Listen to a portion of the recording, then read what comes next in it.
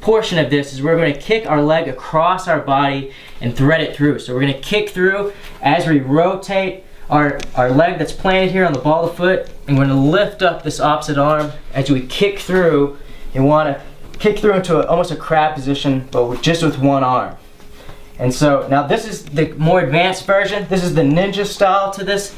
So we're going to be kicking back and forth, rotating, making sure to have good alignment here.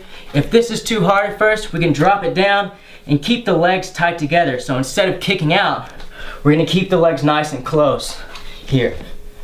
But this is going to be a great ab exercise and working on this rotation. And as we get further in our training, you're going to be using these type of movements a lot. Exercise number 2 is the runner jumps. It's going to fall right after your QM cross kicks and 30 seconds again. And this is a great one if you want to get that explosive jump. You want to increase the jump and then also just develop the lower body here. So what we're going to do is get in a nice lunge position.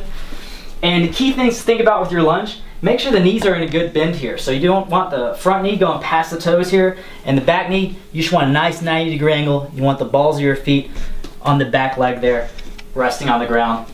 And what we're going to do here is make sure to keep a straight back. We're really going to focus on our jump technique, jumping off one leg. So what we're going to do is have our arms in the position, reciprocating motion, and we're going to be driving our back leg or our back knee up into the air, straight up, trying to keep a nice straight back, and the opposite arm driving up into the air. And we're going to go back into that lunge. So it's going to look like this. Exploding up, driving up, keeping that good technique. Okay, and that's the ninja version, explosive jump. If you don't want the impact on the joints, or you want to turn it down a little bit, tone it down, we can take away the jump altogether and just using the same form of technique, drive up and back down. Okay? Now with the runner jumps here, we're going to be alternating legs. So we start off jumping off the right leg. The first round we're going to be doing that. The next round, because we have 4 rounds here, the next round you're going to alternate and jump off the opposite leg or your left leg.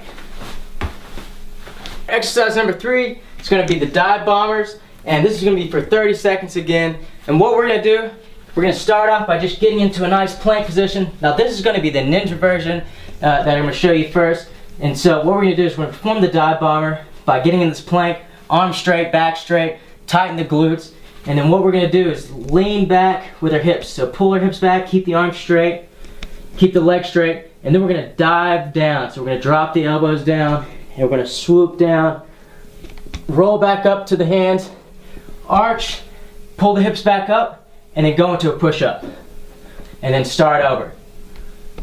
So this is going to be the advanced form of the dive bomber. If that's too hard, then we can drop it down a notch by just taking out the push-up altogether. So we're here, perform the dive bomber, and we're just going to be going in a continuous circle like this.